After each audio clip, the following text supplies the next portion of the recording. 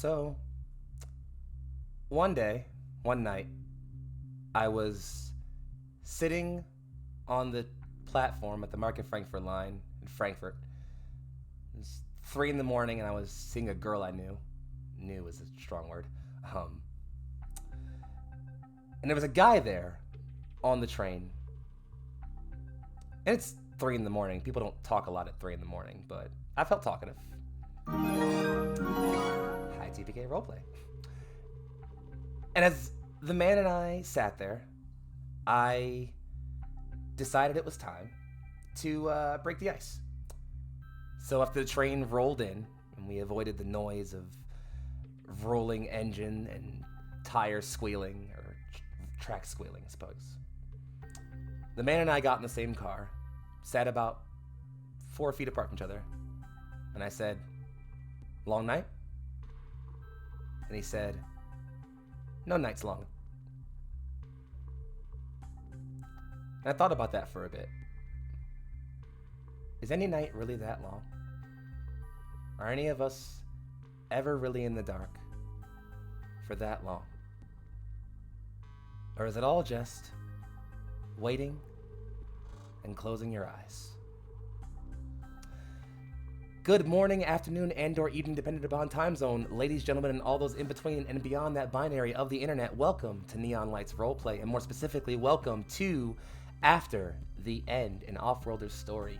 This is a tale of letting go, moving on, and the metafictional question of what happens when we move on. I have some amazing and wonderful individuals here with me to help share the stage. I am Young Foxy, your arbiter, but we are all storytellers this evening, and I will allow my fellow storytellers to introduce themselves in overlay order. So please, folks, as you are presented on the screen, say hello to people, tell them who you're playing tonight, and let's move ourselves right on into it. Take it away, Sarah. Hi, I'm Osarix Franco. I'll be playing Timothy Shade. Timothy is less than enthused about his current situation and would very much like to sit down. Fair enough. Saint, go ahead. Oh, we can't hear you, friend. Yeah. Hi, I'm DMF Saint. I will be playing Adam Anthony, who is quite tired and exhausted and in a lot of pain. Aren't we and all these days? confused.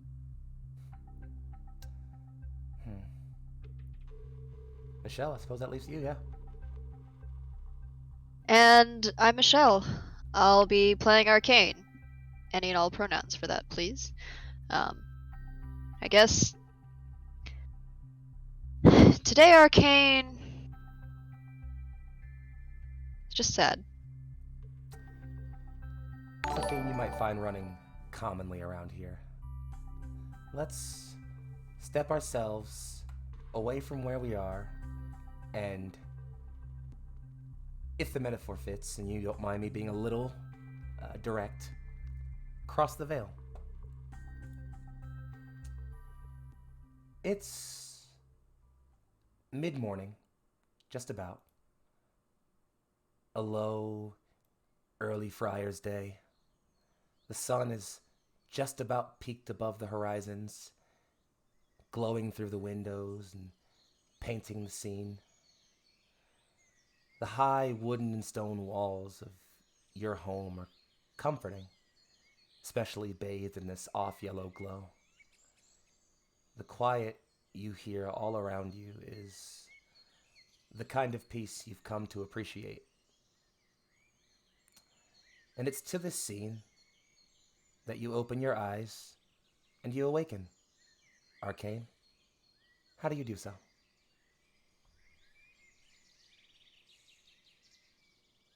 Arcane drifts awake. Not quite the alertness of camping out on a night, but the quiet sort of peace that you get from waking up at home. You get up, prep a nice cup of tea,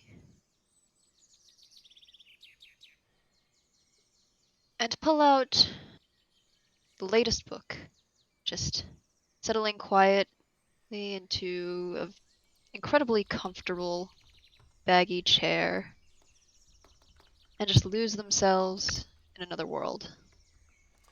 It's funny you mentioned tea and books. You're expecting company today. You always are on Friar's Day, actually. There are two individuals, two souls you know, like your own almost, that always join you on these mornings for a cup of tea and some book reading. In fact, you're getting a glimpse at the sun as you're walking by, and you're late. They should already be here.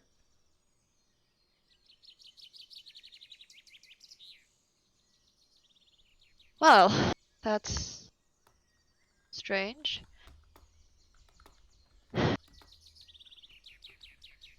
Well, they probably got lost in a squabble again. They're always squabbling. Let's. Guess that means I'm going to need to set out the fancy crumpets and get the good tea. Evoda's going to want some alcohol in hers again.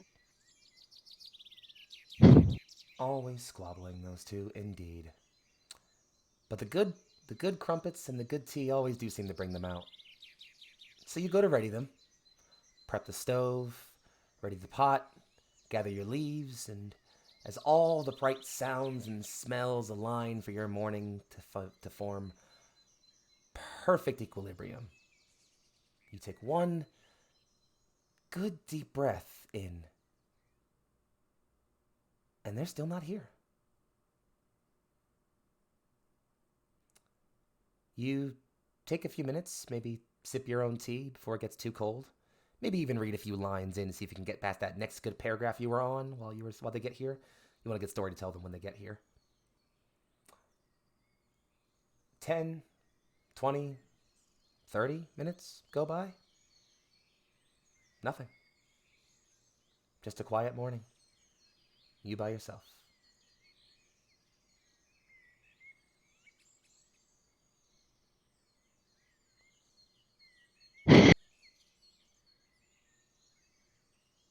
This is.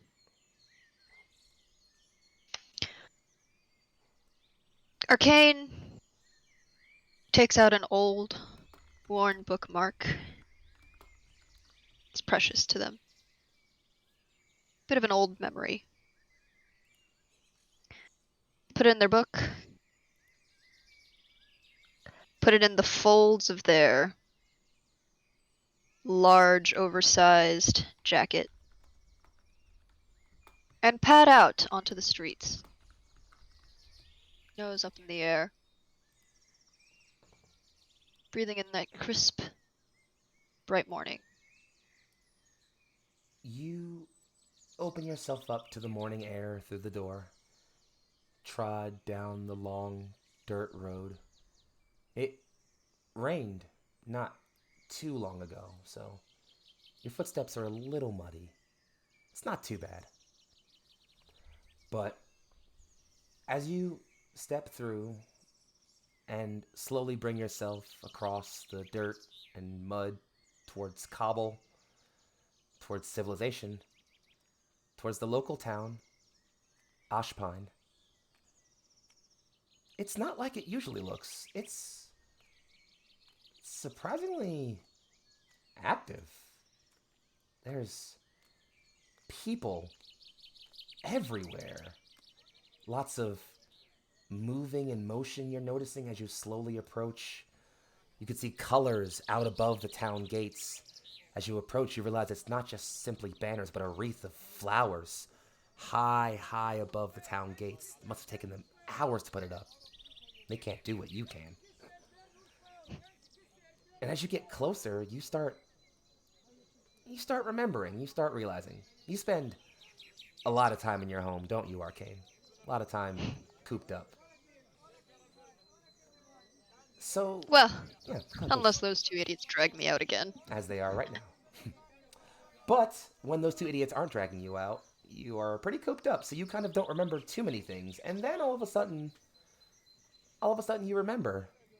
It's it's a festival. There's gatherings of stalls and stands and people of all types and shapes and sizes, and the local townsfolk you see, they're a little bit beyond just their usual size. There's more people than you expected to be here. And that's when you remember, like, yeah, of course, there's a festival going on. There's food smell in the air, and the often you can hear music just drifting about. It's not anything you recognize. You don't really spend too much time on the mortals and their music, but it just seems exciting almost. How are you reacting to all this? Arcane is, well, just immediately thinking like, festival. Of course those two got lost in the festival. We're gonna see something. Somebody's going to say something dumb. There's going to be things flying all over the place, or they're stuffing their face again. Oh no. Well, except I think the three of us have earned our festival time. Shouldn't interrupt them too quickly, I guess. Perhaps not. Do you spend any time at the festival, Arcane? Arcane, well, they're going to probably wait a little bit. Just browse around, see if there's any new rare books that they can find. Find something interesting, just pick up like some stall food maybe, because, well, Avota's always been a ravenous one. So you start looking around. The food you find is just exquisite at first. It's roasted meats on long steaks. There's just all kinds of sweet vegetables with roasted meats inside of them, stuffed with cheeses and all kinds of interesting peppers and spices. There are sweets and cakes and just about anything you could find. Plenty of travelers have traveled from outside of your realm, coming from horseback and by caravan to come and bring their wares. And it's a show and all of it. And you start looking about, maybe speaking to an individual here or there. Some of them are, willing to speak, but you notice that there's a good chunk of people who just look away from you. They just don't seem to acknowledge you much for some reason. Not like egg you or anything, but just look the other way. It's strange. But what's a little bit more strange is the festival itself, because it's not a festival you expected on the calendar, actually. It's not a holiday, but between the banners showing an individual high on the hillside, all the decorations of swords and the knights at play and all the all the sort of music being played about triumph and conquest, you start to realize it's a heroes festival. Which is interesting.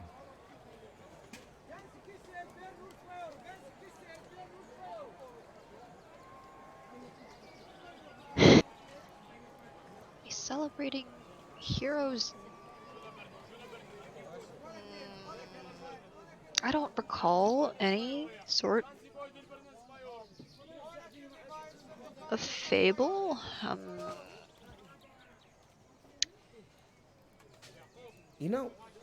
Fable's an interesting word to use, as there's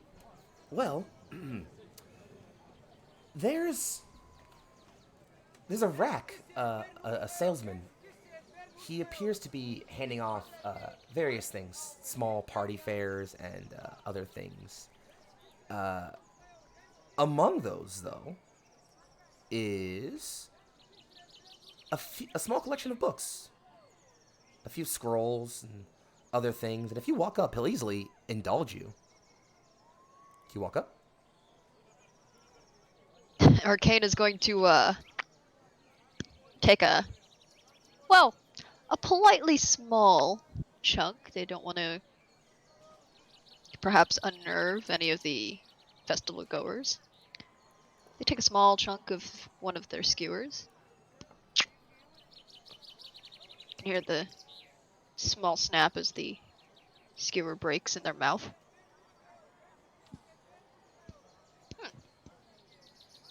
Seder. Not bad. The man looks and just says, "Oh, you're having the Seder roast.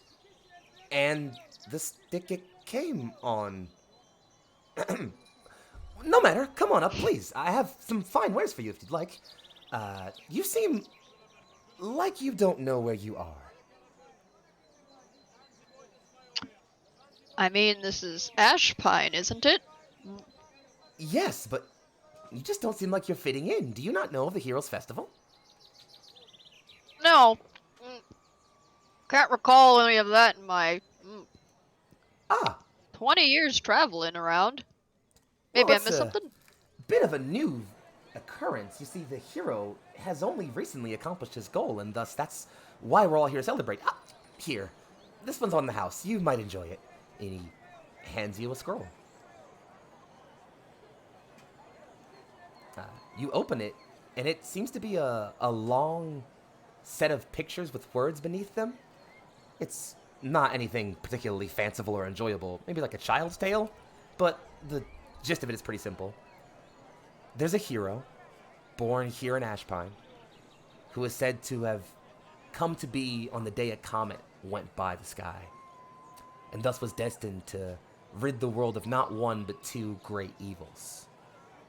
And on the day the comet returned, he would do so.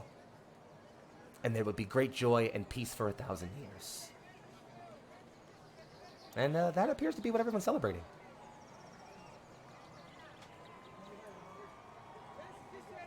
You said this happened recently? Today!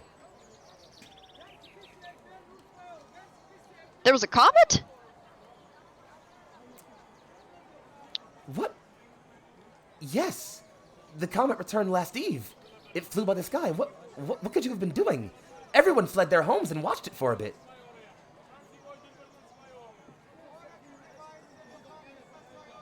Fairly certain. Arcane makes a face. It's like, distinctly recalls having spent the entire night, perhaps playing a little bit more with their books than they probably should have. Does happen. But it's funny, Arcane, you think about it, and yeah, there was a streak in the night sky last night. You didn't think about it too much, because it happens every now and then, but yeah, a comet did go by last night.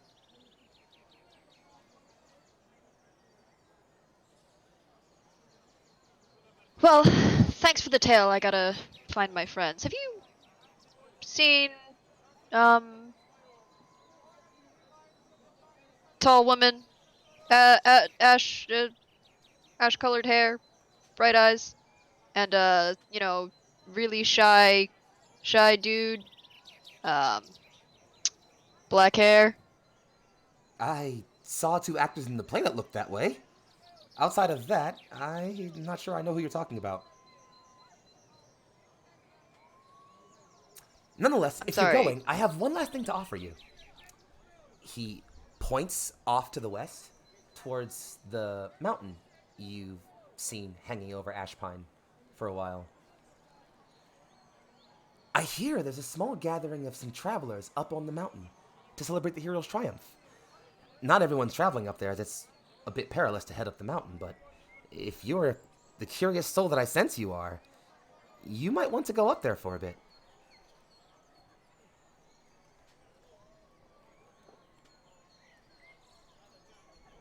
Thank you for your assistance, kind sir.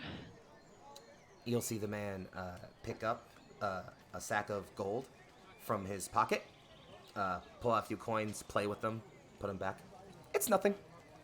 Enjoy the festival. It was strange. Arcane's gonna go, I guess, try to find the play, because there's Why would they be acting? Well, I'm sure Avota dragged poor Asher into this, but no, definitely too shy to be on stage. Yeah, no, better go bail them out if they're actually over there. You head over to the large town square where it appears that a stage is being set up. The play is not on, but you can see some of the actors are moving about and prepping things, or some are even starting to work on their makeup off to a side, or moving to a back room or a place behind a tavern to prep their costumes. You see two figures walking. A taller woman, slender build with gray hair, and a smaller, shorter-looking man with darker brown hair and they appear to be idly chatting. You approach them? Yeah. Arcane's gonna quick sniff at the air What you looking for? from. They're looking for the kind of, I guess, the smell of just spring. It's the smell of spring. Like freshly fallen flowers. Where would Arcane be familiar with that smell from? That would be Evota. It's funny. You're not getting it.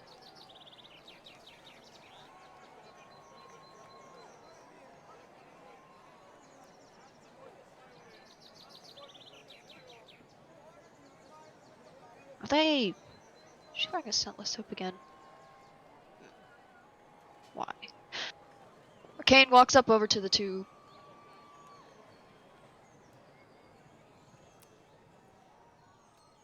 You approach the two. Are you approaching quietly? Just trying to make yourself known? What's the game plan here?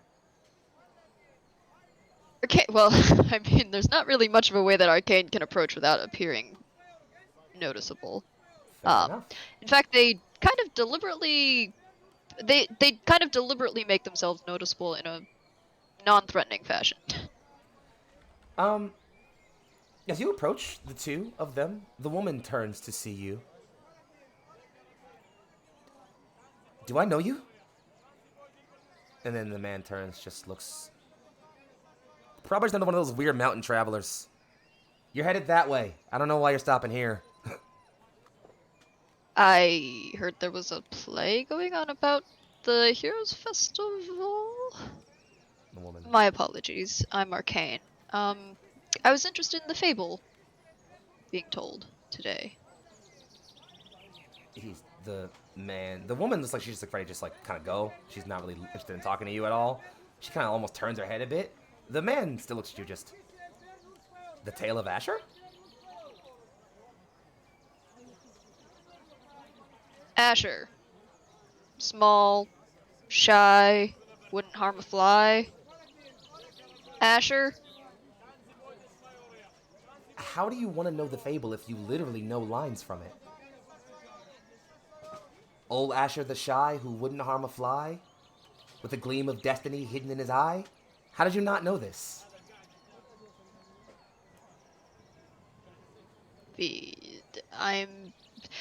Arcane is looking very confused. Just... The woman picks up on this and just... Look, friend, we're, not storytellers. We're actors. If you want a good version of the tale, you should head up the mountain. The folk traveling there are definitely the ones you want to talk to.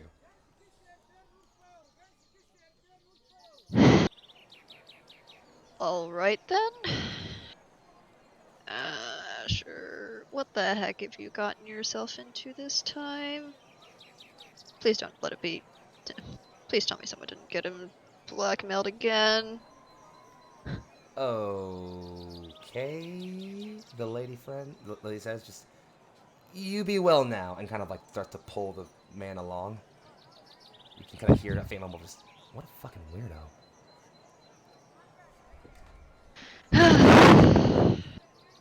Oh my gosh, those two always charging in recklessly and getting themselves into so many problems. Well, guess they can see why maybe Asher might be considered a hero, but what the fuck happened?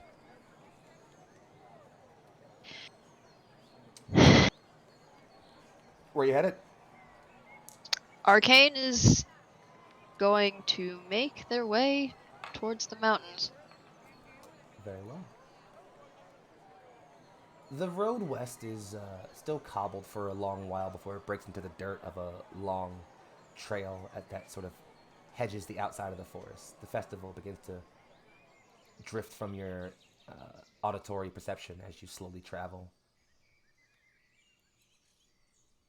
The road begins to angle upward jaggedly as you begin to ascend up into the high foothills and trailing along the mountain pass. It's well worn, so you can easily keep track of yourself, but not necessarily the safest.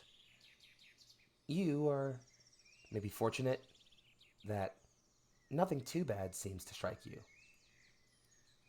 You approach towards the height of the mountain, and as you're getting closer, the wind whipping at your face, nipping at the parts of you that are exposed, you start to notice you don't really hear that many people at all, actually.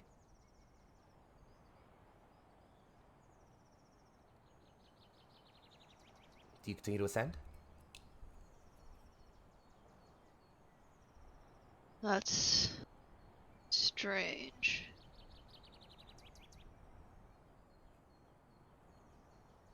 What does Arcane know about the natural patterns of the environment here? This is definitely in Arcane's. This is near Arcane's home. They're very familiar with the mountains here. I'd say without rolling, you're following a very natural path up the mountain. In fact, it's one you've probably trod a few times. The land features are all familiar. The worn tree and the outcropping overlooking ash pine, and then the trickle of the creek that runs down towards the river. You're following the right path, definitely.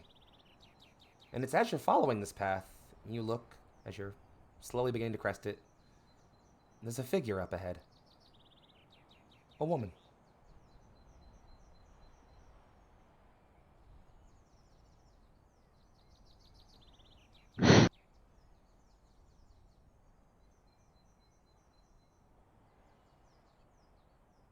What can Arcane discern about the woman from here? From the distance you're at, she's tall, but not, statuesque. Her hair is long, her face is set, and as you're slowly approaching a bit more without getting too close, you're not within reaching distance or anything. She has long, ash gray hair. Yavota? Hello? Arcane Go ahead. is going to send their voice towards the direction and say, Yavota, is that you? You cast your voice out. It whips about the winds, curled about by tendrils of energy. And you get a response. Hello, friend. Yes, it's me.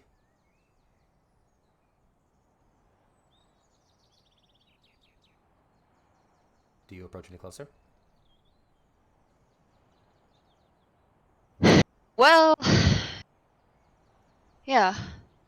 Arcane comes closer. In fact, Arcane is just a little bit miffed and is like, have you seen what has been going on out today? Like, there's been a festival.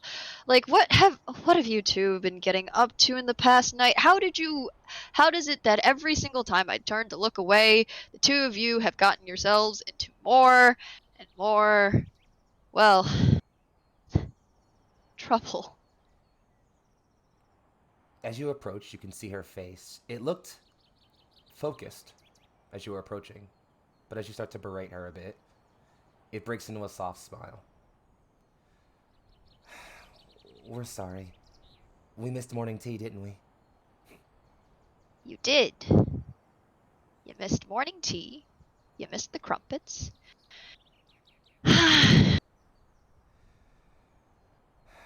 How are you doing today? She folds her hands in together. It was a long night, but I think I'm happy to be facing a new day. There's a lot to look forward to, you know? Isn't that Ash's line? She smiles. Yeah, sure is. Where is Ash, anyways? He's never too far away from you. Isn't he always hiding behind you or me? Arcane kind of just like peeks around. You say he's never too far from you. And you'll...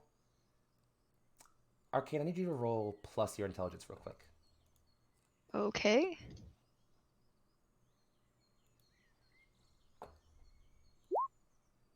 Oof, on a 5. Arcane, you say he's never that far from you, and you see her smile kind of cock a bit.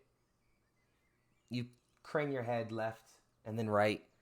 It's hard to see as the winds are kind of whipping all around you. You are getting Asher's scent, though, along with that same springtime scent of Avota, Norbai.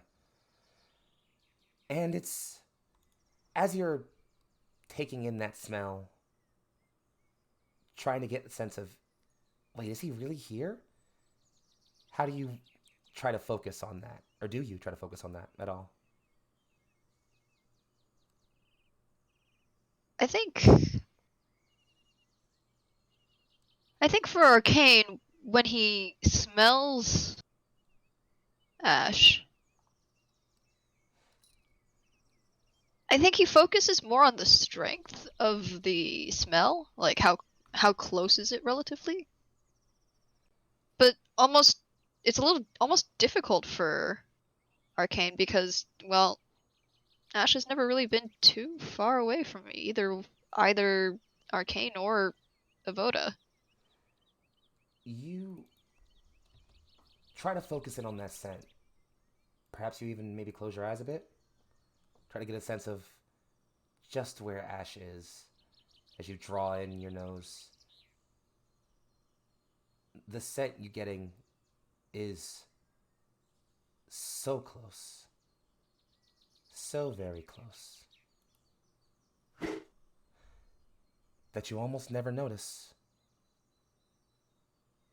You feel a sharpness, a sting, like a snake or a big bug just got you, but more direct, more everywhere. And you open your eyes,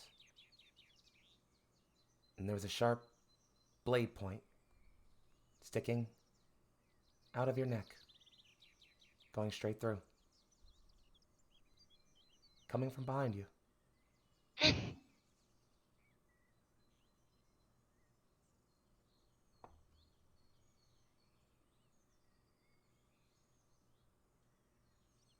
It doesn't stay long.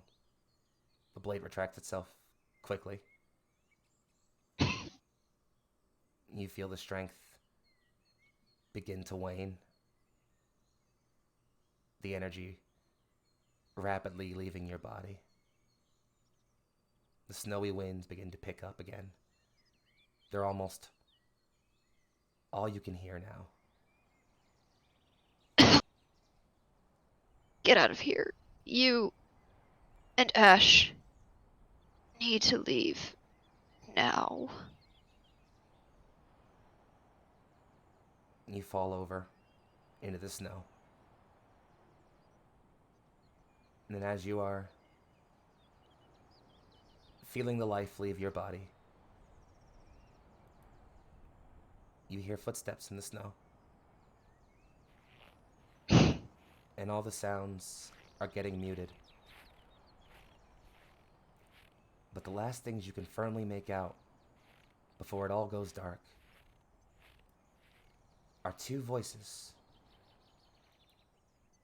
both screaming, not screaming, shouting, and sobbing.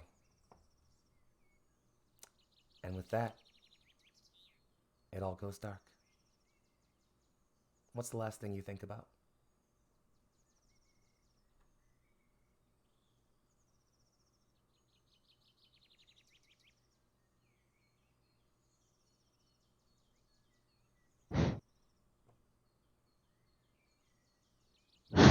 The last thing. The last thing Arcane can think about.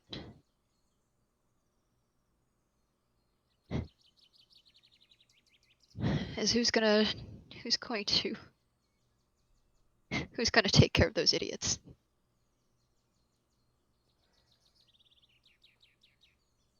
And with that question, you feel the veil overtake you. Friends, we are going to step away for just a brief bit. When we return, another will have their story told. Stay tuned, don't touch that dial or that browser, and we will see you in just a bit. Bye-bye.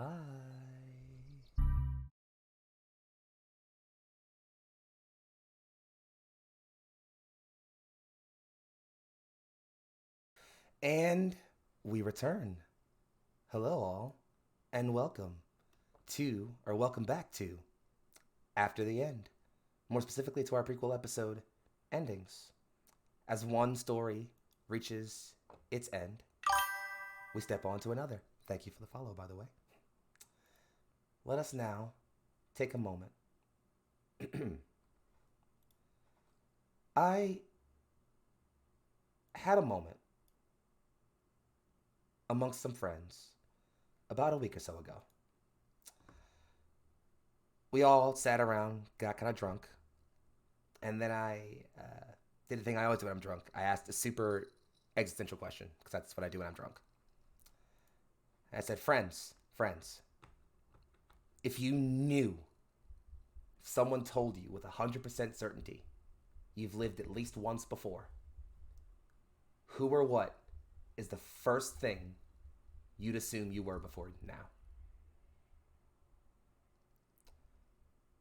My best friend Jordan, a guy I've known since middle school, said, I know for a fact I was somebody who died in World War II.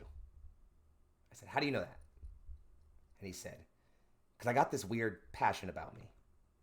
This weird thing where I don't like bullies. I said, okay, Captain America. He laughed. We laughed. And then after that, he said, but I think the thing that makes me know it the most is that I know that this time, when I die, I gotta make sure it means something. Can't really let go of that for some reason. Don't know why. It's Sunday, looks like. Hard to tell these days. But there are a few things that are easy to tell. One, it's about 12:42 p.m. There's a clock across the room that says it.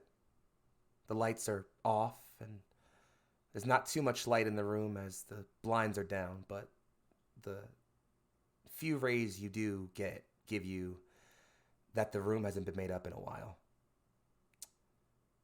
And the last thing you're getting, which is the most interesting, is she left the AC on. It's still running. You used to tell her about that all the time. Make sure you turn the stuff off before you head out. If you leave it on before you leave, it'll be cold when you get home, so you don't have to run it all day. You're running up my gas bill, is what you're doing. You used to say it all the time. You remember that. The other thing you remember, or that you know, is that it's been 172 days since it happened. At least, you think so. Right, Tim? Hard to tell with them keep closing the blinds. Yeah. Hard to tell. It's funny, Tim. Life puts us in some real, strange predicaments, doesn't it? Sure. Strange predicaments. Apologies, I had to have my fun. That's what we'll call it. Sorry, I meant to have my fun. Let's get serious now. The first time it happened, or the first day one, you opened eyes that weren't there. It's the weirdest thing. You can still see. The world is still around you. It's grayscale and off color, but it's there. By day 7, you could hear, you think, the vibrations on the table were enough that you could make out the barest of sounds, especially if someone was sitting nearby. There wasn't a whole lot to do, so you listened. You got good at it. Day 13, and you could hear pretty well. Conversations out on the street, even. Day 27, and oh, the things you'd heard. You hadn't quite figured out just where you were yet. Maybe even what, but oh, the conversations. Talk of money not being spent well, and quarter profits being down, and this thing being a piece of shit, and this thing being worth some money, so why'd you let it go for that low, and you're an idiot, why'd I hire you, and by day 45, you got it. You're in a pawn shop. Fuck. At least that was where it was back then. See, because day 49, it happened. Someone looked at you. Really looked at you. While you were rambling about your current condition. And they said, the thing that changed everything for you. What? It took till day 60 before you figured it out perfectly, but someone's close enough. Only some someones. You can talk to them. And Tim, you've always been pretty good with your words, yeah? Sure. I can make polite conversation when the job requires. Most people find that my line of inquiry can be, how did they put it? Abrasive. So funny how the tone of a voice can change when there's no mouth to speak it with, yeah? Because where before you might have been abrasive, you find now you're persuasive, really. Took you a bit. Whisper here, a suggestion there. Move from one table to the next. From the table to the front. To the outer display on the front of the shop. To the one guy who just felt like maybe he should buy it, but then didn't. The price went up. And then it went down A some. cheap prick. Then she came by. And you hadn't seen her in 60 plus days, so you almost forgot what she looked like. But you couldn't forget her. It's not how it works, right? No. So you whispered. And whispered. And begged. And she did it. You went home.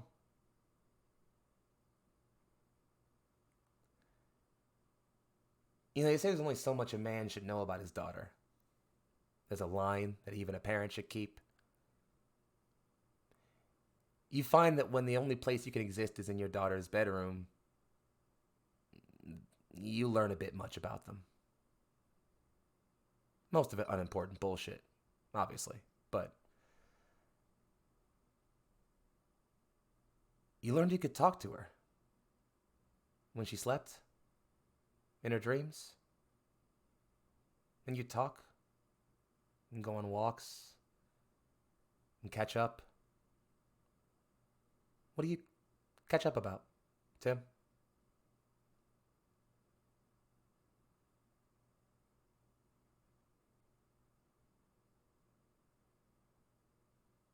You know, I really don't care what it is. I'd ask her about school. I'd ask her about her mom.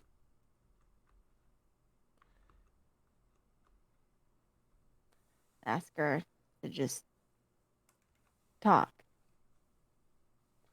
I'd ask her to probably move me to the living room. That was all right. But She does, actually. Takes her a while, but she does move you to the living room. Tells her mother it just didn't feel right leaving it in your room, in her room. And she says school's going well. That mom misses the hell out of you. That she wonders what happened. If you're ever coming back. She says, wherever you are, whatever happened, whether you're alive or not, she's glad you two can still talk like this, even if it's only real for her.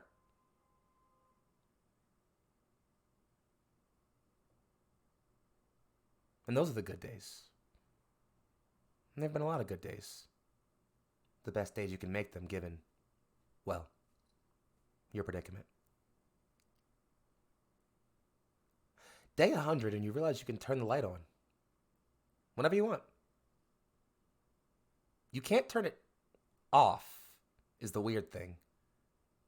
You think about it hard enough, click.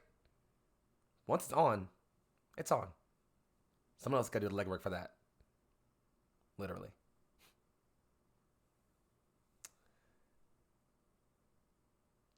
Day 120, and she doesn't dream.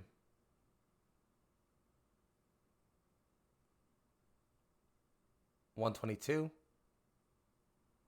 still nothing. 125, nothing. come on, Shellbell. Come on. It's today. The living room is open. It's a wide space. It's weird. One of the weird things you find yourself missing is how your voice used to echo through this place. Can't anymore, obviously, but it's about 1:30 early. Too early for her. When she walks in the door. Book bag on her back. Scowl on her face. Both of which she tosses across the room. What does she look like? She looks like her mom, which is probably for the best. Blonde hair, green eyes. About 5'3". Blender build. She runs track. An athlete. Well, she did. I don't know. Kind of seemed iffy about it. There was some boy who was involved. Not really sure. Mom kind of handles that stuff. Yeah. Kind of thing her mother'd be better at, huh? Yeah. Fair. She comes in, plops herself on the couch. She's right across the room. It's almost like she's looking at you, maybe? Or the wall. Can't really tell. What do you do? Turn the light on. There's a click. And there's light. You feel this weird kind of warm, tickly feeling inside you almost. You're used to it by now, but it's still kind of fun, maybe.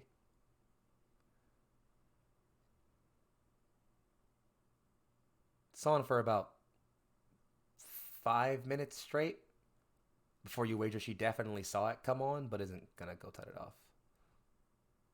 She also hasn't said anything. Shell? Nothing. I want to look around the room. I know what time it is. Is there... What's she look like? What's on her shoes? What did her clothes look like? She look like she'd been crying? It's weird how a father can know these things. You can tell she went to school. Her outfit's too wrinkled to have sat in the house all day, definitely. The scowl on her face says she's upset about something. What? Who knows? Teenagers, right? But that sort of emptiness to her look. Yeah, she cried not too long ago. Maybe an hour or two.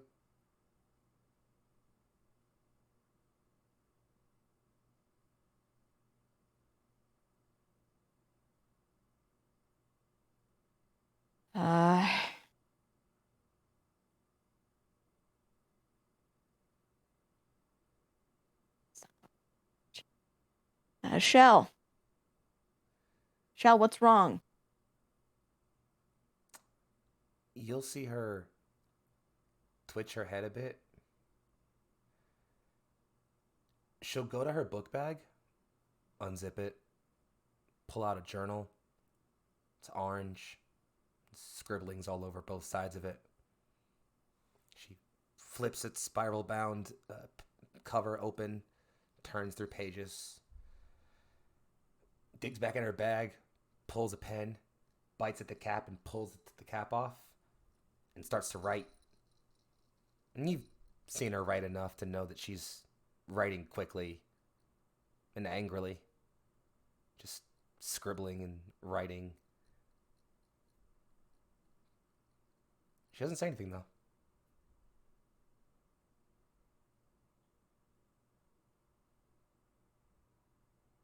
I've been working on this one. I don't know how it's gonna go.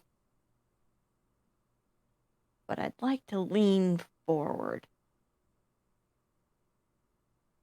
Lean forward, like push my mind to the front and just lean forward. Try to remember what it was like to have gravity, to have mass. Try to just push in her direction. Can you roll plus strength for me? You may take your +2 if you'd like. Yes, I will. Plus strength, you say? Yes. Okay.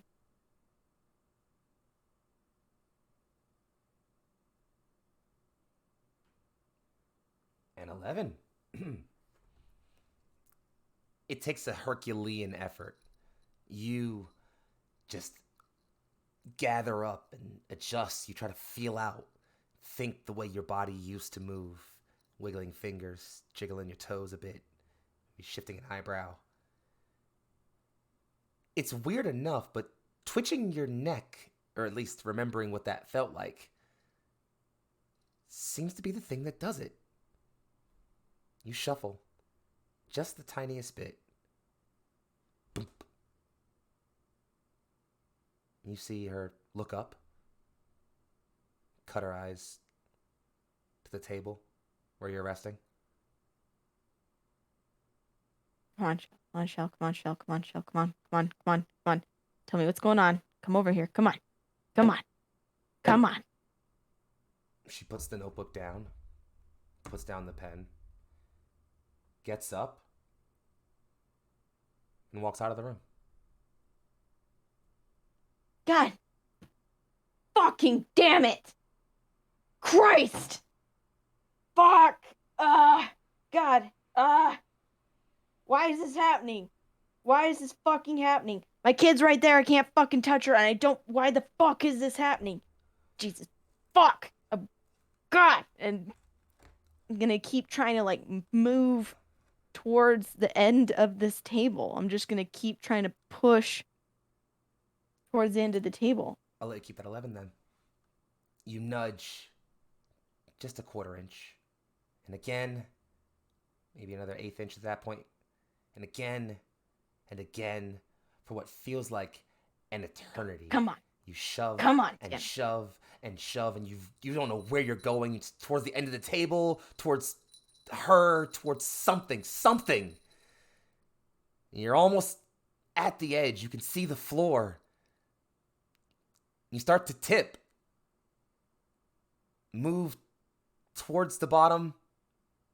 And you're so focused, so in the moment. You didn't notice her hand come out and catch you. Okay, Shell. Shell, you're right here. Okay, Shell, listen. Shell, hear me? You gotta hear me. You gotta hear me. I'm here, and you gotta hear me, and I don't know what's going on, Shell, but you gotta tell me what's going on, so I'm not so worried, Shell. I'm not so fucking worried. I don't know what's going on. I don't know what this is, and I can't help you, so you gotta tell me. Alright?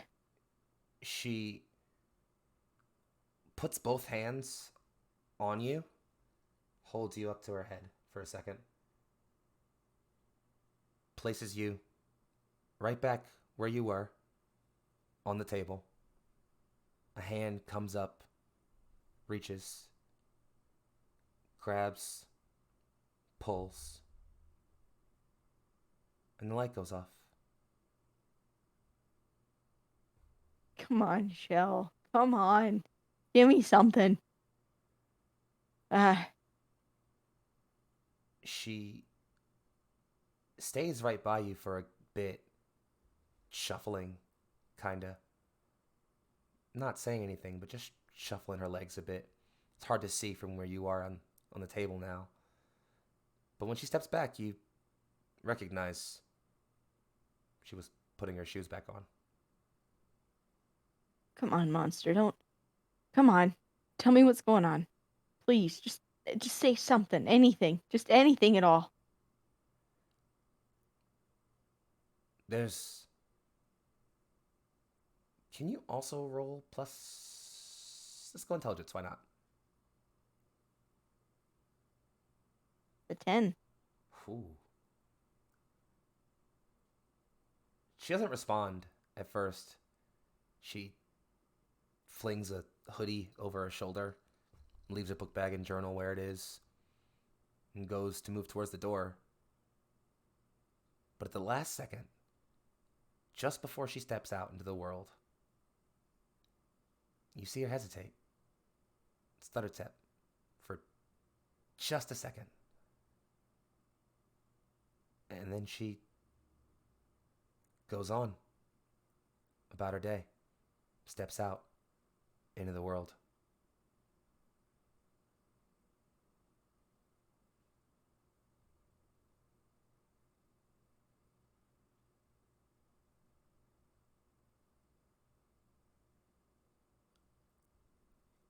I think you're muted, Sarah.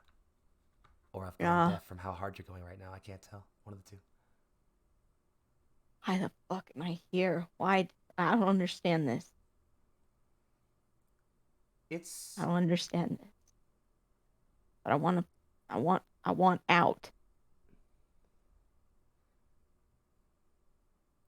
It's as you're thinking of this, you notice that the door didn't close. Your door never stays open unless someone's holding it. It's one of those old ones that just doesn't have the good hinges, unfortunately. There's a figure there. And you've never really had trouble with your vision since, but you can't make them out that clearly.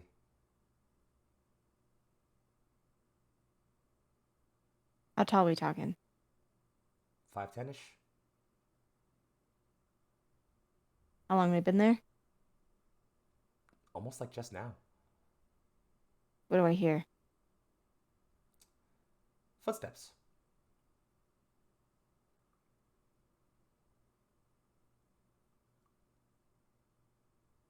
Yeah, well, Shell's gone. Wife's out. Okay, all right. What the hell is this? The light's off right now. Yeah. Yeah, for now. Keeping it that way. Tell us, is this person coming in my house? You telling me that this person's about to enter into my fucking house? Is that what you're telling me? You know it's weird. It's almost like the moment you start to focus on them, they stop moving. They're just standing in the doorway, looking at you.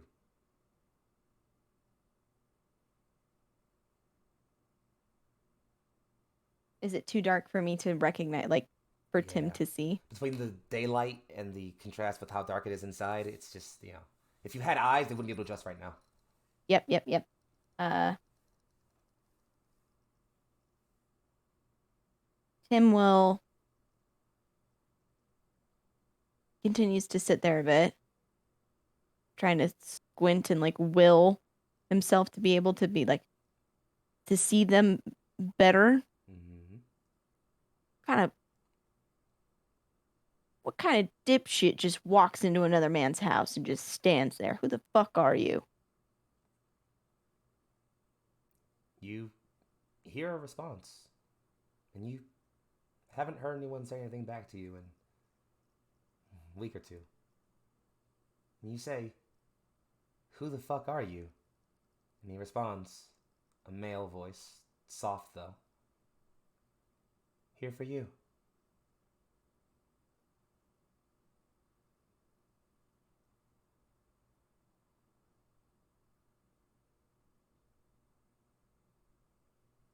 She gone?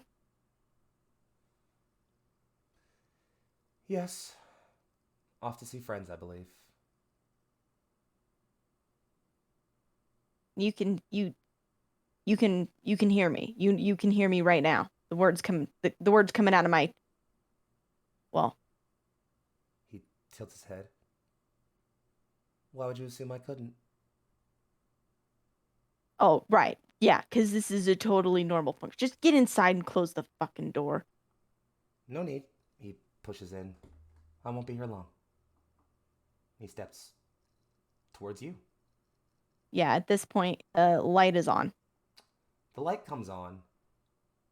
The figure is wearing all black. It's like a suit, but all a singular piece, save where the V cuts in and you can see a kind of undershirt.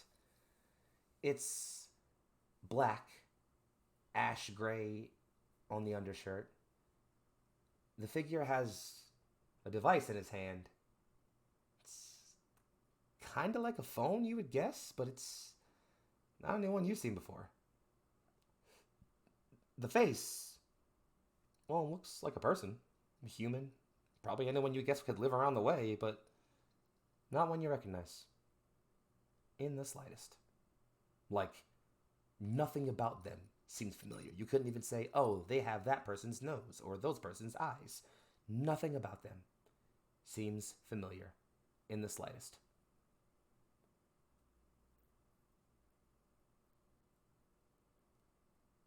All right. I'm gonna need you to tell me how the hell you can hear me, and then I'm gonna need you to fucking leave my house and never come back. Huh? How about that? I can do both of those things. All right. The reason I can hear you is the same reason I'm about to leave your house and never come back. All right. I'm here for you, he says again. Leans down some. You'll see him take a hold of the strand. Pull. Light goes out. Do you want to turn it back on? Not yet. Who the hell are you? You know how this ended? Do you know how this happened to me? I do. And can you fix it? In a manner of speaking. He lets go of the hand of the strand, reaches a hand inside the top of you. Now, what the fuck is this? What the fuck is this? You don't just fuck with somebody's bulb like that, man. What the fuck? Easy peasy. This will all be over in a moment, friend. He takes a What the? firm hold of the bulb.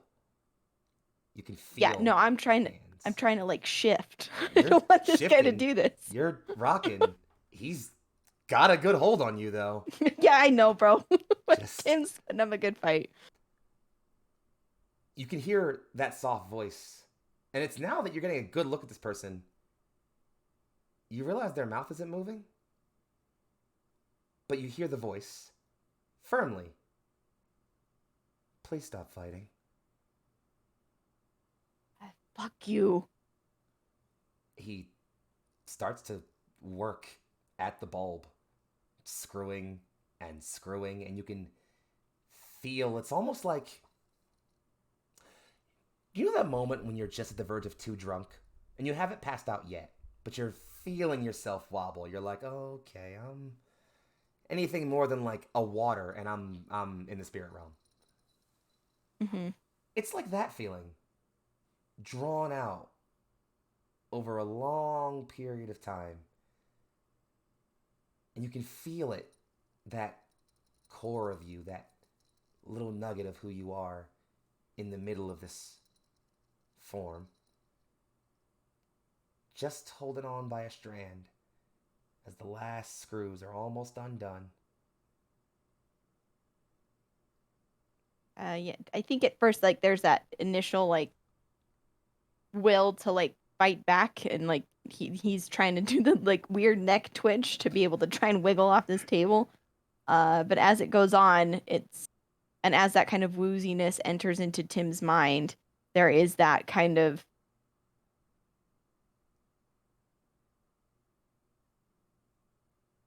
not acceptance, but like pessimism.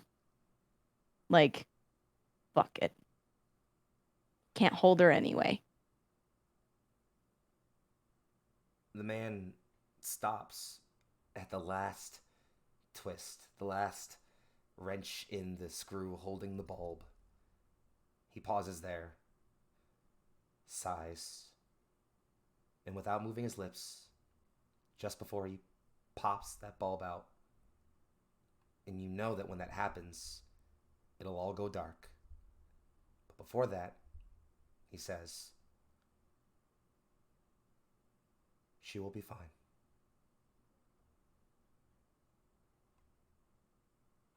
Tim sighs. He nods. And with one last twist,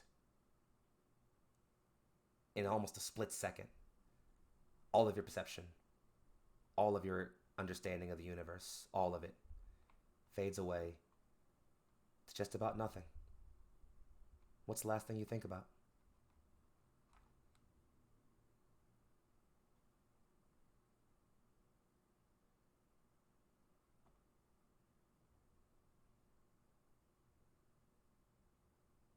There's a reservoir not too far from here. And on Sundays, we'd drive out there. And I'd take shell fishing. I'd bait her hook and tell her that she was learning important life lessons, and Jana would always pack something nice. And I thought about how nice it would be to just go sit at the reservoir. Even if it was by myself, but it'd be real nice if they could be there too. You settle on that image, you, not as you are now, but you, at the edge of the reservoir, with the two of them, in fishing lines and smiles. And then it all goes dark.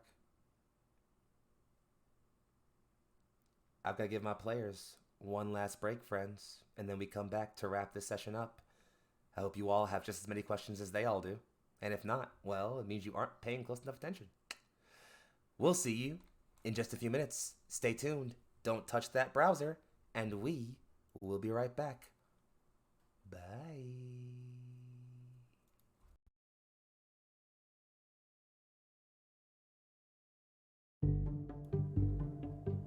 And we're back. You know, that same friend from the military story, he died. He's not living anymore, unfortunately. Lost him a couple years back. The last time we talked, and I mean the absolute last time I saw this person as a human being, non-virtually, as it were,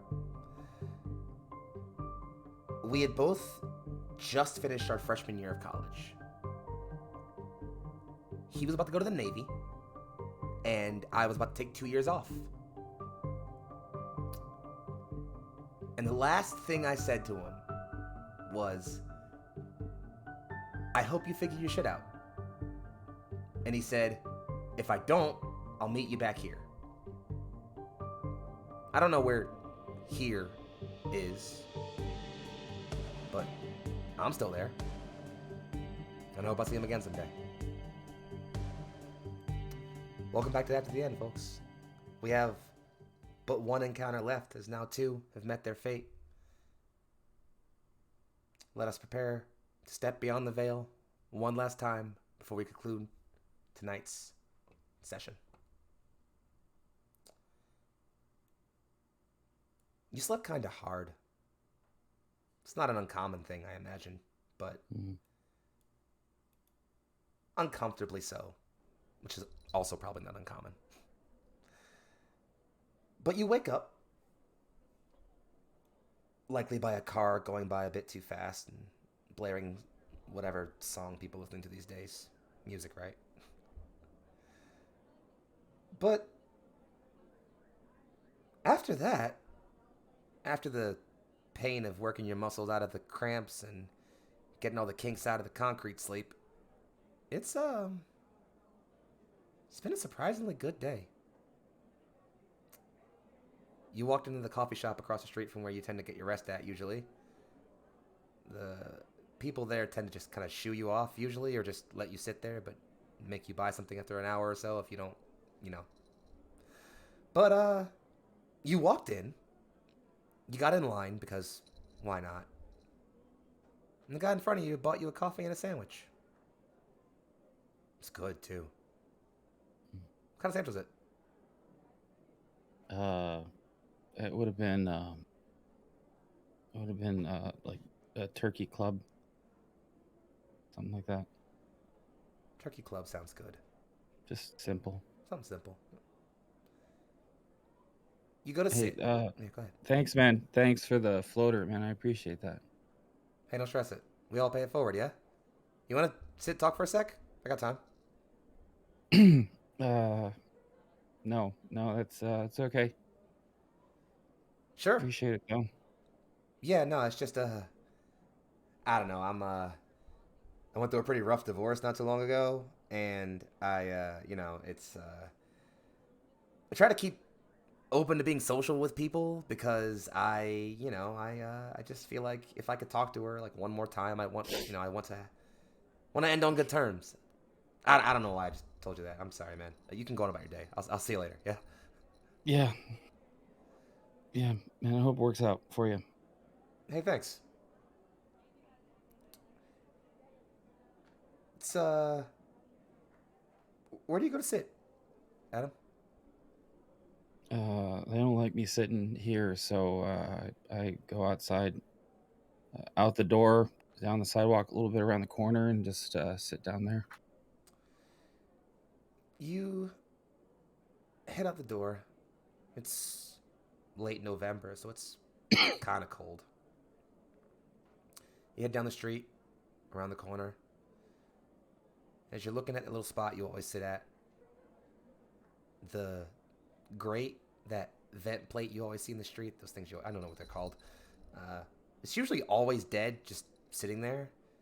It's blowing out some of that real good hot steam right now. Yeah, I'd get close enough to it that it would give me some warmth. It's toasty. It's like whatever happens in cities that makes this steam happen, they are doing so much of it. It's just billowing, and you are almost insulated. It's just very comfortable. Mm-hmm. You sit there with your sandwich, minding your own business. Quick bite, sip of coffee. Quick bite, sip of coffee. And it's all pretty calm. In fact, maybe a bit too quiet. Then they start again.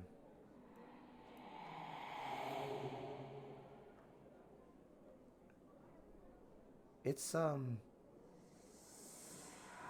it's been a while since I started hearing the voices, yeah? Adam?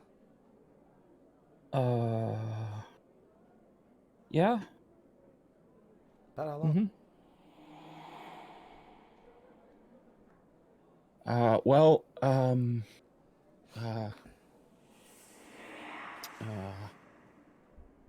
for me, it's pretty long. It's been like 4 days. Long time. Mm-hmm.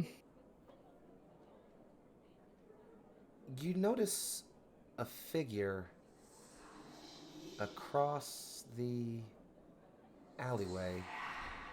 It's human shaped, so you figure it's a person, obviously. It's usually human shaped figures tend to be. Mm-hmm. In fact, you squint a little bit and, yeah, no, it's a person. Mm-hmm. They're wearing all black. It's a suit? Maybe? All one piece? It's got a cutout in the middle with a matte gray undershirt, though. And he's got this thing in both of his hands. This Mm-hmm. block. You can't really see what he's doing on it, but he's tapping at it with his fingers. And there's this Mm-hmm. green light going off of it. It's kind of illuminating his face. He's not looking at the screen, though. He's staring right at you. Hey, GM. Yeah, what's up? Color scheme of his clothing look at all familiar to me? You know? Yeah. For about 3 or 4 days now. You've seen a couple people dressed like that. Not too many of them. Just a few here and there.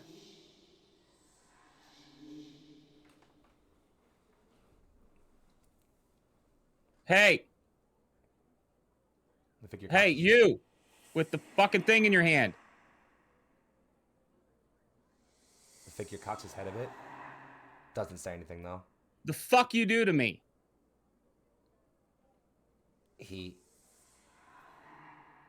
looks at you, the pad, rapidly presses a series of buttons, and then it's like you can't see him anymore.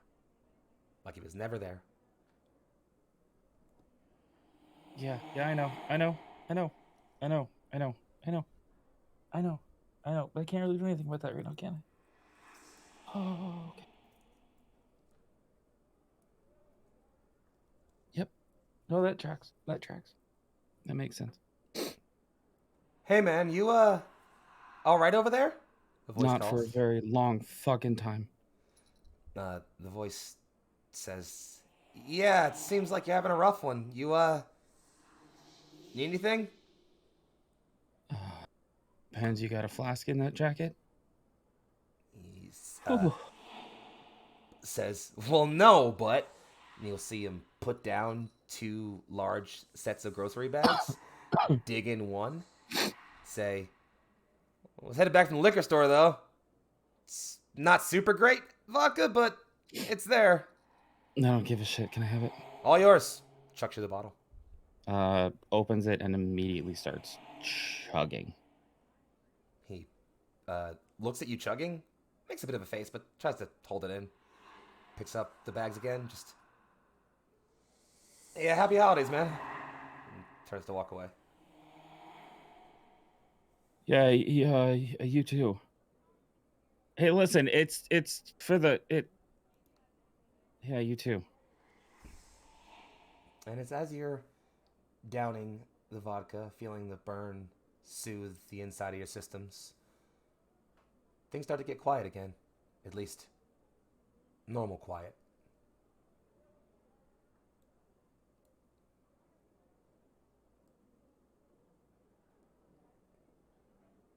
Okay.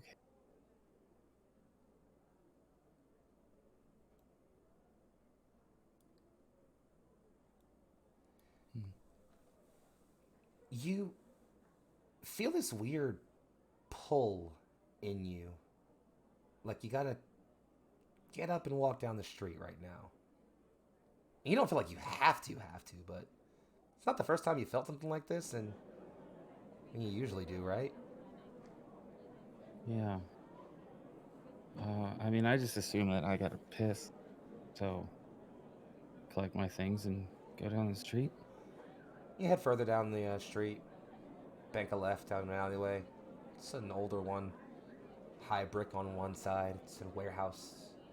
The other side, some kind of not as rundown apartments, but not the ones anyone that has the money to afford a one bedroom would want to live in. You unzip, go to take a leak. Where are you looking right now? I mean, I would be looking up, honestly. Looking up. like one hand on the wall kind of situation. Yeah, solid. Keeping your head up. It's all calm. Everything's all good. It's weird though. You're getting this smell in your nose. It's funky, real funky. And you've been around some funk, so you don't really mind the funk too much. But this is, oh. I mean, I feel like Adam's been on the streets long enough that he's smelled a dead body before. Does it smell like that? Oh, absolutely. Adam just keeps pissing. Fair enough. You trickle your way on through, emptying out the rest of your bladder. Do you look down and zip up? I mean, yeah. You just beat on a dead body. Nope.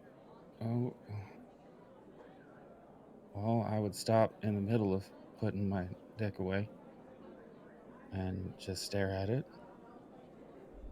Hey, I'm good. I'm sorry. I'm sorry. Are you really dead? I'll kick it a little bit. You kick it, the head tilts to the other side. Doesn't make any other movements or gestures. Yeah, that's not natural. Okay. Well, I'm just gonna be on my way then, and I'll put my dick away. You look up. Body parts firmly secured in their restraints. Yeah. Mm-hmm. And as you're doing so, you notice, not too far down the alleyway, just a little bit further down, there's 3 figures. They're dressed similarly to the one you just saw earlier with the pad. Similar setup, single suit, gray undershirt. These guys got some kind of padding on their shoulders and knees and chest, though. And helmets. 2 of them have... It's like a gun? Yeah, it's a gun. The third has got some kind of... thermos? Looks like a thermos. It's probably a thermos. Except for the glow. The glow's a bit weird. Hey man, listen. I found this. I came in the alley to piss, and this guy's here. I don't know if this is who you're looking for, or or if this is just a coincidence. But you guys are police, right? One of them at least, cuts their head over to you. A blank, all black visor faces you with silver around the jawline. That figure, the one holding what again looks kind of like a gun to you, raises it, points it straight at you. Hey, no, it's okay. Hey GM, are they real? How real? Like hearing and seeing shit? Why don't you go ahead and roll me plus willpower? Well, that doesn't bode well at all. Do you mind if I roll real dice? I don't care about dice. I rolled a 10. Oh, that's a good number. Thank God. What do you usually do to ground yourself, Adam, if you feel like you're maybe losing touch on what's real and what's not? I would, I'd try to, I try to like close my eyes for a second and breathe. Mm-hmm. Just take in like a nice deep breath Might be a and good try to idea to do that. pick, huh? Might be a good idea to do that right now. Not a bad idea. Yeah. So I close my eyes and I try to focus on if there are like residual voices or if there's a sound, I would focus on that sound and only that sound and try to drown everything else out.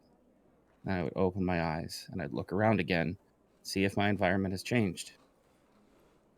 You close your eyes, focus on the sound of cars on the street behind you. It's the loudest thing to focus on right now. Mhm. One good deep breath, and you open them again. And there is still a weapon pointed at you, and 3 figures there. The end of that weapon is now glowing green, the same green as the thermos. The Good. the other figure, the one holding the thermos, brings a hand up and touches the shoulder of the one holding the gun. You'll see the one holding the gun pointing at you cut his head back to them. And you hear sounds that just sound like clicking to you. Like a tongue clicking over and over again almost, with a couple different tonations to it. Definitely not a language you know, if a language at all. I would like to petition the GM out of character that this would activate my scanner ability. Hell yeah, it does. I like exactly how that sounds. Tell me how that feels for you. It would almost be like like this the kind of symphony of chaos that's in his head of all the different sounds that he can't always tell whether it's his environment or in his head. He would try to focus on one that seems like it was coming from that particular area, as if it was from that person, and then everything else in like almost like a rack shot, like Doppler effect, how it just goes from like one and then zooms into the other. Yeah. And kind of comes in so that there's like this deafening effect around it, and then it's just focused on that one thing. The city and the crowd and the noise all around you begin to fade as you start to hear the voices again at first. And first you're like, no, not right now. But you focus. Let the whispers whisper. Let the voices howl. You focus until even that begins to just bleed away. And then you hear, in a firm, roughly effeminate voice, but he can see us. He's either Veilwalker or possessed by one already. Another, slightly more deep, but definitely still, pitched on the higher end. I'm not certain.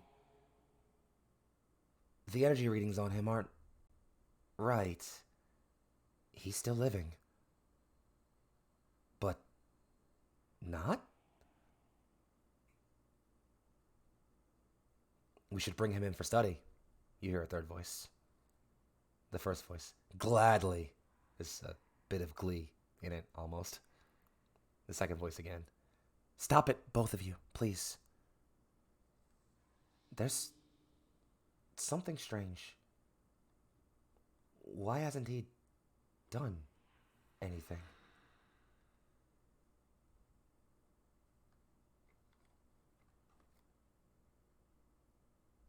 I will unscrew the top of the vodka and just start drinking it while I'm looking at them, confused out of my goddamn mind. You the moment you move your hand to go unscrew the top of the vodka, the one holding the gun twitches a bit. The hand on their shoulder tightens.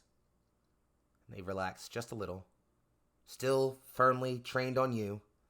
As the voices dim to a quiet, you can still kind of hear what they're thinking. It's mostly just bickering back and forth. Then there's this weird light. It's like a purple, blue, yellow, orange haze of multi-spectrum points of starlight coalescing together until they form this rectangle.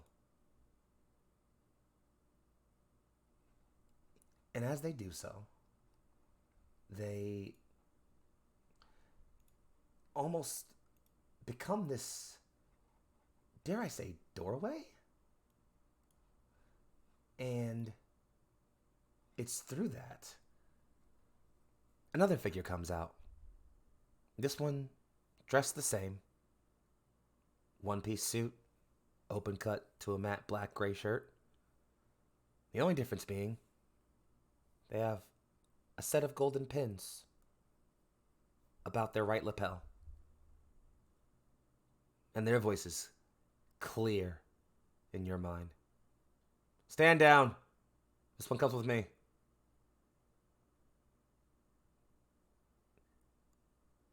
GM, I'd like to look at the bottle and check to make sure that it's not absinthe. It's not absinthe. Okay. I would like to look at my arms for any sort of needle marks for someone that might have drugged me with something. Looks clean. Yeah, how about no? I'm not going to do that. The figure who just entered turns their head to you. They reach up, tap at the back of their helmet. There's a quick hiss of released pressure. They bring their helmet up.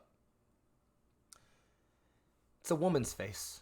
She's darker skinned, angular. Her jaw is firm, like a fighter. Her brow is taut. Her eyes are honey brown and focused. She turns to you. Hello, Adam. Are you all right?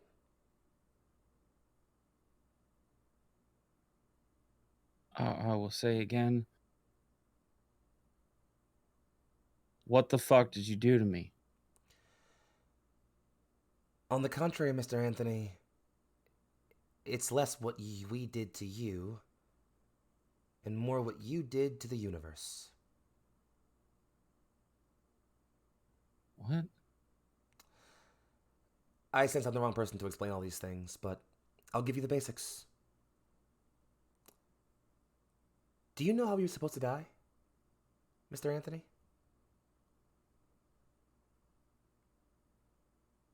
The bottle will drop out of his hand, and he will stare in stunned silence.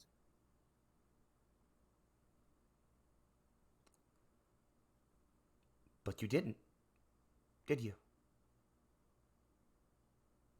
No. And how's life been since then? Surprisingly better. But you've been neglecting something, haven't you? I have no idea what you mean. Can you not hear them? The voices?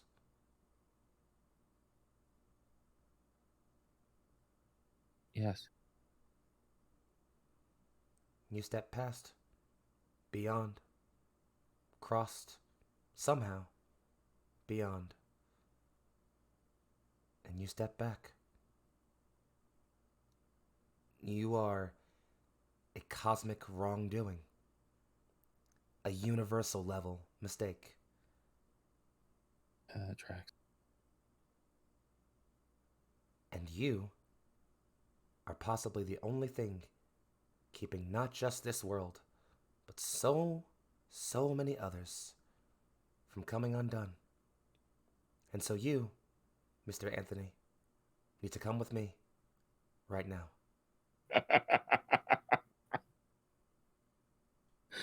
Oh shit! Y'all made a huge mistake. Oh, on the Whoa. contrary, you did. Oh.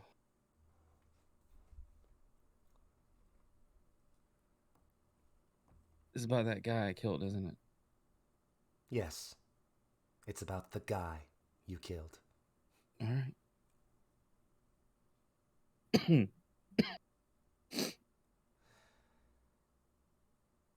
If we're lucky, this is a small incident, something simple, and I can have you drop back off here in the splendor of your own life in maybe a few days. If I'm wrong, well, then you're in for an adventure, Mr. Anthony. Are you prepared for it? Listen, if my luck holds exactly the same as it's been my whole life, I guess I'm in for an adventure. Are you gonna do something about this body that I just pissed on? Ah, right, about that. 12-7, did you contain that one already? The individual with the thermos holds it up and shakes it a bit. Splendid work. Head home. As they move towards like the back of the group, you'll hear that same weird sound again as the starlight gathers and opens into that rectangular sort of setup. And then the figure steps in. The team of 3 step in, and it closes behind them. The figure that's standing in front of you presses a few buttons on a instrument on their wrists. After a moment, you'll hear them say to themselves, "Yes, a monitor +1. They have the others? Fantastic. We'll get right to it then." Another button press, and one more starlight portal opens up right behind that figure. After you, Mr. Anthony. I wouldn't waste time. It's not a luxury we have right now.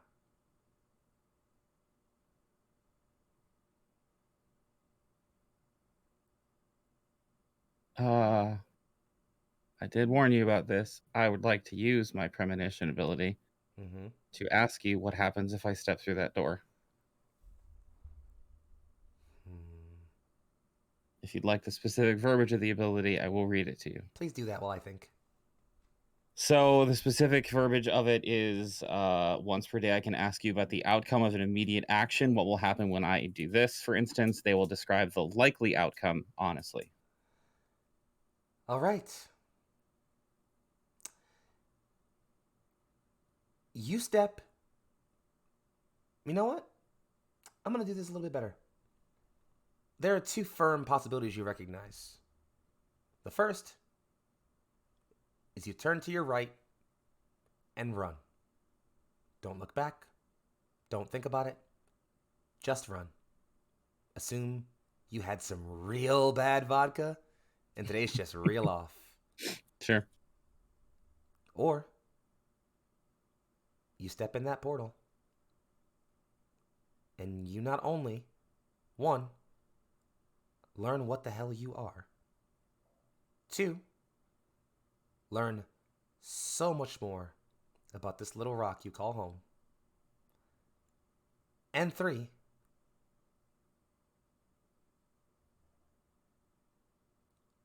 you can't ever come back.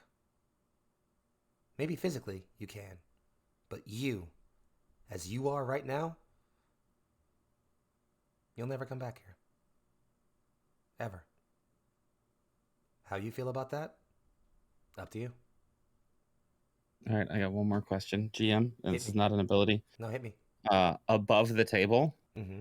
am I still feeling that pull, and is it close? Yeah. In fact, it's not even a pull anymore. Where before it felt like there was a string on your chest that someone was pulling. Mm-hmm. This more just feels like someone's got hands on your rib cage and it's just squeezing a bit. It's right here, right now. I will, yeah, I'll come with you. Just give me 1 second. And I will kind of bend down. What's the person on the ground look like? The dead person? Like, like what's their face look like? They look like is it a dude, a girl? It's a woman.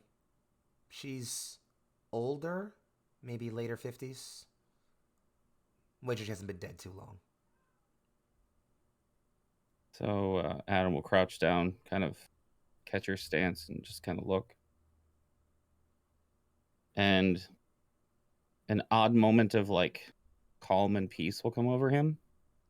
And he'll just say,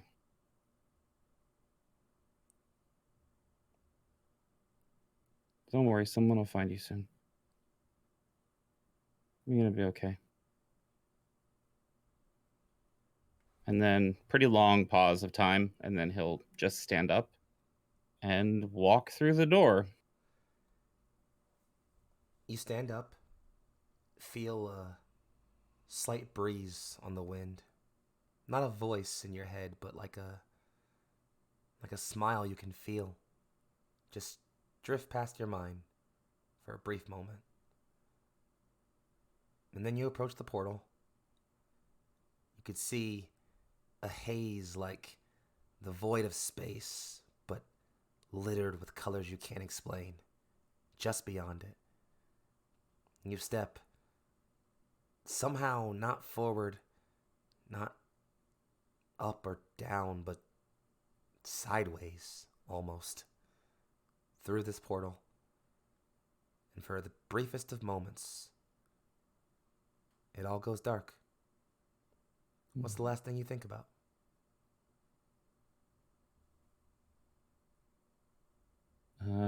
So can we get a more precise definition of dark? Are the voices gone in that moment? The moment you cross, the moment you sort of step through, there's this inconceivable quiet. Not just the voices gone, it's like sound doesn't exist in wherever you're stepping into. Yeah, I know you want a moment from me, but nothing. It's quiet finally. I don't want to ruin that. Mind quiet for perhaps the first time in a while. You step through. Yeah. A figure moves in behind you. And just a moment later, that starlight portal closes itself. And with that, we have finished the first part of the prequel for After the End.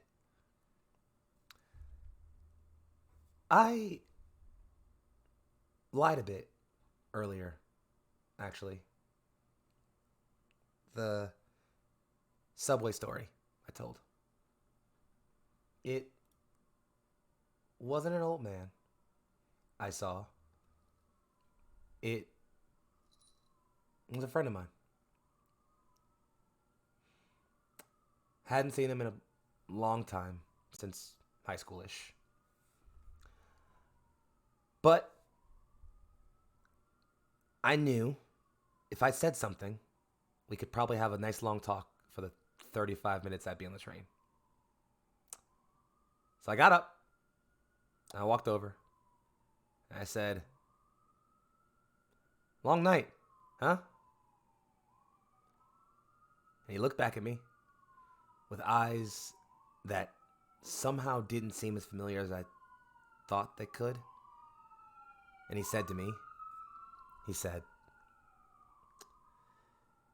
"If every night's a long night and every day's a busy day, then it sounds like you can die with a smile on your face." He told me you read it somewhere. Never told me where, though. Maybe he's lying too.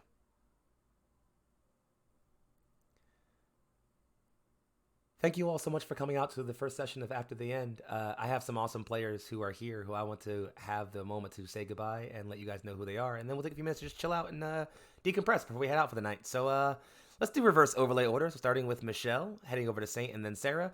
Go ahead and tell the people who you are, who you played tonight, and just how you're feeling. Go ahead. All right. Hi guys, I'm Michelle. I played Arcane. Well.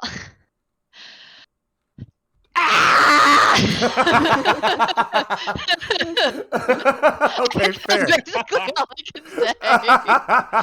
Fair enough. I don't know. That's fair. No, I mean yeah. that's a reasonable thing to be feeling Yeah. right now. Let's see if I can't get some get some vibes back right. There we go. Perfect. Now it sounds working again. Anyway, yeah, go ahead, that's Saint. passing it on. Hi, I'm DM of Saints. You can find my Twitter on Twitter at DM of Saint. I played Adam Anthony, psychic, and I am super excited and interested for where the fuck this campaign's going. I love to hear that. That makes me feel very happy. Yeah, I'm glad. I'm very excited about this. there's some crazy shit, and I want to see it all come together. That I hope it all comes together well. We'll see, huh? Go for it, Sarah. It always does. Hi, I'm Osarix Franco. I played Timothy Shade. And what? I'm sorry. I just now that everybody knows, like I can't get over the pun. Good I love pun. Lamp. It's a good pun. It's a good joke. Yeah, I'm very excited to be a part of this. So you can find me Twitch and Twitter at Osarix Franco, and I do a bunch of TTRPG stuff all over the place. As for my initial thoughts, I'm excited. I'm excited to see. I'm very curious to see what happens when these particular characters get together, and what that looks like. Yeah, I'm also very interested. You all gave me just a gaggle of characters, and I cannot wait to see their interactions. And I also cannot wait to see our last cast member, who could not join us tonight for reasons, but trust and believe me, I have plans. So, at some undisclosed time in the near future, but before our first session, expect a one-on-one stream live between myself and NN9G, Miss Alicia, our last player, as she takes on the role of Frey Hollow, and we explore one last encounter before we step beyond the veil. I don't know. I am super fucking stoked for this, guys. I can't even you guys all gave me so much, and I was saying it on break, I love that I can just do the minimum amount of work. I just say some stuff, and then y'all do dope shit, and I'm just yeah, audience, you saw that? There you go. There it is. No, You know? I'm really excited. It feels like the prompt was bring a character, and it sounds like we all very much did that, but they're all such different vibes, and I'm so Arcane's this fantasy endless being of power, and it's very Fey Wilds feeling, and very cool in that regard. And then you have whatever the hell Adam is. He's just a guy doing his best. And then you have out here trying. And then you have a fucking lamp. And then So, lamp. you know. And if you think any So of you you know. have weird characters, wait till you see Frey. I cannot wait to... Oh my god, I'm excited. Yeah, So excited. I don't know. I don't have a whole lot else to say. I have been, since I told you all this was happening, I have been in the back of my head this isn't gonna fucking work. This isn't gonna happen. This totally isn't gonna fucking work. This isn't gonna fucking work. And maybe part of me is still this isn't gonna fucking work. But after this, I know that you all are the glue that will hold my fragmented nonsense story together. And for that, I am excited. Beyond excited. Any other thoughts we have to close out on before we head on out for the evening? No, next time we're back is the 29th, right? That seems to be the game plan, unless otherwise stated. And Nope, you all will that's know that perfect. before it happens. And otherwise, so look for us on the 29th. There are plenty of other things happening. The next time you'll catch Neon Lights Roleplay live will be tomorrow night. I won't be around, but Michelle will be running A Blade's Will. It's the Coalition of Steel's turn as we keep our Naruto War Marathon going. And we hope you're ready to get a little navally, because got some high seas adventuring coming for y'all. It's going to be great. So look forward to that. I won't be here, so be nice to Michelle. Other than that, you'll see us again. We're off Friday, so take Friday to yourselves. And holy shit, Saturday, if you thought this was a great thing to be here for, Saturday is the finale session of our D&D 5e homebrew campaign, The Seven Sons. It's been a year coming. I have amazing players, and I am so excited / forlorn to bring that story to a close. So please be around for that. Our dear friend Critical Misses are live right now, playing some tabletop RPGs. So we're going to go ahead and throw some love over to that. I'm looking at the cast right now, and I see people I know, so we're going to go give them some love. So throw all your love energy at them. Stick around for the raid, please. I'm so glad to see a lovely 12 of you here hanging out with us. Please, all 12 of you, go shoot over Critical Misses. Tell them we love them and that we are so happy to have share the space with them. You guys are great. I've been Foxy. These have been my players. This has been After the End. We hope you all have a wonderful day, night, and or afternoon, depending on where you are in the world. Take care of yourselves and each other, and we'll see you back here in just a bit. Goodbye, everybody. We love you.